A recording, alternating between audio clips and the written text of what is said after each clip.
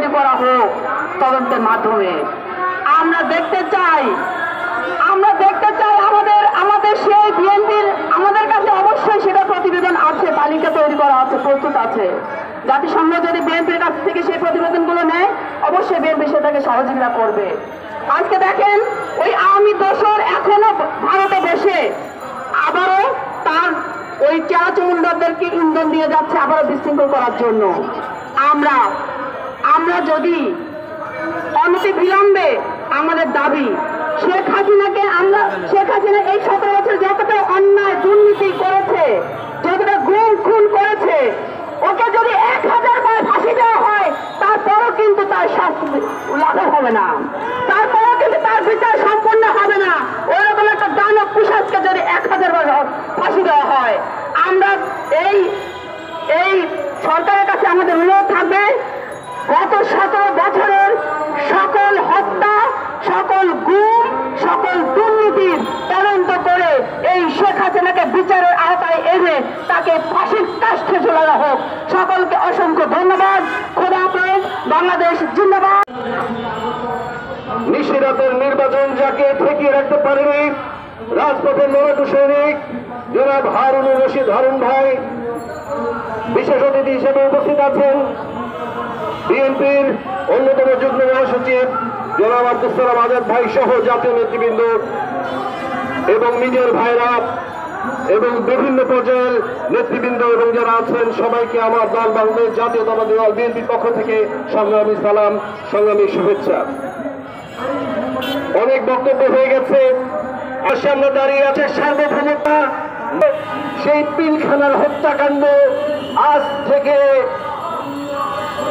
অনেক বছর আগে সেই 52 ফেব্রুয়ারি আন্দোলনকে যেরকম ম্লান করে দেয় না, এই বিডিআর ফেব্রুয়ারি হত্যাকাণ্ড 52 ভাষা আন্দোলনকে ম্লান করে দেয় না, বরঞ্চ সেই আন্দোলনের সাথে আরো নতুন একটা ক্ষত যোগ করে। তেমনি মনে রাখতে হবে, আমি সাধুবাদ দিতে চাই, হাজার হলেও এই আয়না ঘরকে সামনে নিয়ে আসা হয়েছে, যদিও তার মধ্যে অনেক টেম্পারিং করা হয়েছে, তার বিচার হতে হবে, তারপরে জাতির সামনে এই আয়না ঘরকে নিয়ে আসা হয়েছে। আমি আজকে সেই ছাত্র ভাইদেরকে যারা উপদেষ্টা হয়েছেন, যারা এই আয়না ঘরে বন্দী ছিলেন, তাদেরকে উদ্দেশ্য করে বলতে চাই, আপনাদের এই আয়না ঘর সামনে আনাতে এই 24-এর গণ অভ্যুত্থানে যারা আয়না ঘর ছিলেন তারা মনে রাখবেন, এই আয়না ঘর 17 বছর আগের সেই ইলিয়াস আলীর আয়না ঘরে থাকাকে ম্লান করে না, এই চৌধুরী আলমের গুম হওয়া ম্লান করে না, সেই গুম হওয়া ক্ষতর সাথে এই ক্ষত যোগ করে দেয়। তাই আপনাদেরকে স্মরণ করিয়ে দিতে চাই, এই আয়না ঘর থেকে শুরু করে যত ফাঁসিবাদ এই দেশে হয়েছে এর বিচারের উপযুক্ত ব্যবস্থা নিতে হবে। আমি বাংলাদেশের দেশপ্রেমিক সামরিক বাহিনীরা বলতে চাই, এই আয়না ঘরের যে আলামত নষ্ট করা হয়েছে, আপনারা আপনাদের ভেতরে যদি কোনো আওয়ামী ফাঁসিবাদের দোষর থেকে থাকে তাদেরকে খুঁজে বের করুন। মনে রাখবেন, আমার গায়ে এখনো আসে নাই, অমুকের গায়ে আসছে তাই আমি চুপ করে থাকি, এটা কোনোদিন নীতি হতে পারে না। আমার গায়ে একদিন আসবেই আসবে। মনে রাখবেন, সেই পাকশালের জনক শেখ মুজিবুর রহমানের দোষের কাজীর বেটা, সেই কাজী যখন মেজর ডালিমকে উঠিয়ে নিয়ে গিয়েছিল, সেদিনকার দেশপ্রেমিক সামরিক বাহিনী যদি মনে করতো আমার গায়ে আসবে না, তাহলে তারা রক্ষী বাহিনীর বিরুদ্ধে দাঁড়াতো না। আজকে যদি আপনারা দেশপ্রেমিক সামরিক বাহিনী হয়ে চুপ করে থাকেন, আরেকদিন কোন পাজির বেটা এসে আপনার গায়ে হাত দিবে। তাই আপনাদেরকে বলতে চাই, এই কাজীর বেটা পাজির বেটাদের মাথা চারা দিয়ে উঠতে দিবেন না।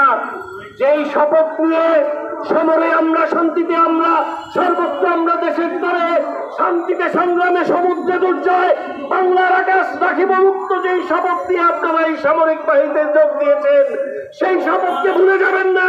মনে রাখবেন, এই আওয়ামী ফ্যাসিবাদ এই দেশে আর মাথা চেরা দিতে পারবে না ইনশাআল্লাহ। পরিশেষে একটা কথা বলে যাই, ওই দিল্লির প্রেসক্রিপশন নিয়ে এই বাংলাদেশের শিক্ষা ব্যবস্থা ধ্বংস করে, সামরিক ব্যবস্থা ধ্বংস করে, সাংবাদিকতা ধ্বংস করে, বিচার ব্যবস্থা ধ্বংস করে যে আওয়ামী হাসিনা তাদের দোষরদেরকে দেখে পালিয়েছে, সেই পলাতক আওয়ামী দোষরদেরকে আবারও পালানোর সুযোগ করে দেওয়ার পায়তারা হয়েছে, এখনো হচ্ছে। এখন আওয়ামী লীগের এজেন্ডা হয়েছে সেই শাহবাগী নাস্তিক ইমরান এই সরকারকে পোস্ট দিয়েছে যে এই আয়না ঘর দেখানো নাকি ডক্টর ইউনূসের নাটক। লজ্জা থাকা দরকার।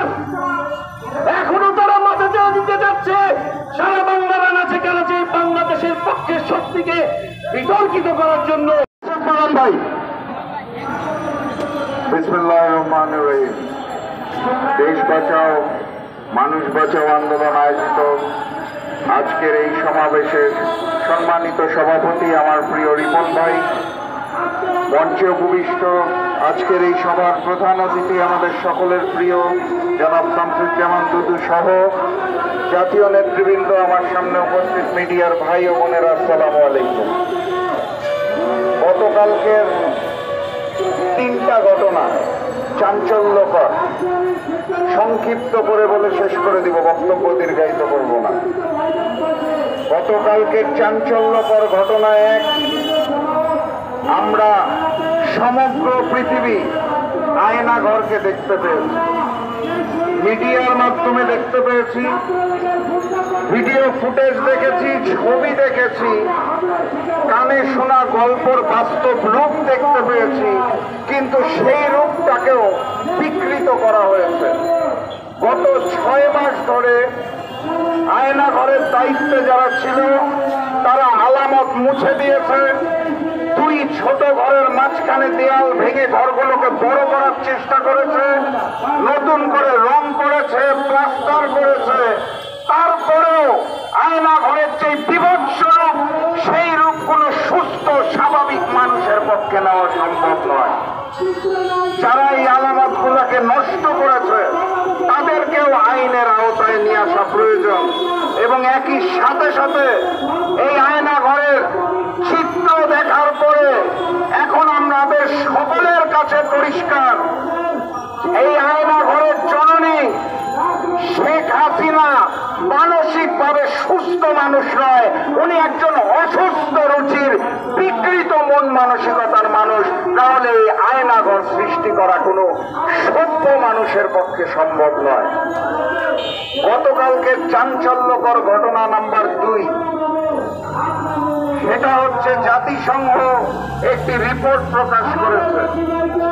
জুলাইয়ের 1 তারিখ থেকে অগাস্টের 15 তারিখ পর্যন্ত তাদের তথ্য অনুযায়ী 1400-র অধিক মানুষ নিহত হয়েছে, এবং ক্ষমতাকে আঁকড়ে ধরে রাখার জন্য স্বৈরাচার ফ্যাসিস্ট শেখ হাসিনার হুকুমে এই গণহত্যা পরিচালনা করা হয়েছে। বাংলাদেশে মানবাধিকার লঙ্ঘন হয়েছে। এই রিপোর্ট আমাদের কেউ করে নাই, কোনো উদ্দেশ্য প্রণোদিত রিপোর্ট নয়। জেনেভা থেকে গতকালকে সরাসরি সম্প্রচার করা হয়েছে। জাতিসংঘ 6 মাসের মধ্যে ঢাকা, চট্টগ্রাম সহ বাংলাদেশের 8টি বড় বড় জায়গায় গেল, তারা 6 মাসে এখনো একটি পরিপূর্ণ রিপোর্ট প্রকাশ করতে পারল না। যারা বিচারের দায়িত্ব বহন করলো তারা কেন বিচারে বিলম্ব করছে, কেন গাফিলতি করছে, কারা আওয়ামী লীগকে পুনর্বাসনের পরিকল্পনা করছে, সেটা এবার খতিয়ে দেখতে হবে। আমি অন্তর্বর্তী সরকারকে অনুরোধ জানাই, আর বিলম্ব করবেন না, দ্রুততম সময়ের মধ্যে শেখ হাসিনা, আওয়ামী লীগ এবং হাসিনার দোসর আওয়ামী লীগের দোসরদের বিচার করুন। তাদের জন্য ফাঁসি কাস্ট প্রস্তুত রয়েছে। জনতার আদালতে শেখ হাসিনাকে ফাঁসি দিতে হবে। সংগ্রামী সাথী এবং বন্ধুগণ, চাঞ্চল্যকর ঘটনা 3, এটা আসলে চাঞ্চল্যকর নয়, বেদনার ঘটনা। শেখ হাসিনা পালিয়ে যাওয়ার পর ওই সন্ত্রাসী আওয়ামী বাহিনী গাজীপুরে যখন ছাত্র জনতাকে হামলা করেছিল, সেই হামলার আহত এক ভাই গতকালকে শহীদ হয়েছে। উনি মৃত্যুবরণ করেছেন। ওনার নাম কাশেম। গতকাল তার জানাজা হয়েছে। ফ্যাসিস্ট শেখ হাসিনা চলে যাওয়ার পরেও তার রেখে যাওয়া প্রেতাত্মারা, ওই দিল্লি ভারতের দালালেরা যারা বাংলাদেশকে করদ রাজ্য বানাতে চেয়েছিল, তারা এখনো দুঃসাহস দেখায় বাংলার জনগণের গায়ে হাত দেওয়ার। আমি স্পষ্ট ভাষায় জানিয়ে দিতে চাই, কথাবার্তা পরিষ্কার। এই অন্তর্বর্তী সরকার যদি না পারে, তাহলে দায়িত্ব আমরা কাঁধে তুলে নিব। কিন্তু বাংলার মাটিতে আওয়ামী লীগের অপরাজনীতি আর চলবে না, চলতে দেওয়া হবে না ইনশাআল্লাহ। অতএব বক্তব্য যেটা বলার, ব্যানারে যেটা দাবি করা হয়েছে, ফ্যাসিস্ট শেখ হাসিনার বিচার হতে হবে, আওয়ামী লীগের বিচার হতে হবে, আওয়ামী লীগ এবং হাসিনার দোষর যারা আছে তাদেরও বিচার হতে হবে। এবং বিচার যদি না হয়, তাহলে তারা আবারও বাংলাদেশকে দিল্লি ভারতের করদ রাজ্য বানাতে চাইবে। সেটা আমরা কখনোই মাথা পেতে নেব না। বাংলার তৌহিদি জনতা শপথ নিয়েছে, এবারের বাংলাদেশ হবে স্বাধীন এবং সার্বভৌম বাংলাদেশ। অতএব আবারও বলে যাচ্ছি, শেখ হাসিনার বিচার বাংলার মাটিতে হবে, আওয়ামী লীগের বিচার বাংলার মাটিতে হবে এবং আওয়ামী লীগকে নিষিদ্ধ করতে হবে। শেষ লাইন, সেই নৌকা ডুবেছে, সেই নৌকাকে আর উঠতে দেব না ইনশাআল্লাহ। বিজয়ের পথে যাত্রা শুরু, জীবন অথবা মৃত্যু। আসসালামু আলাইকুম।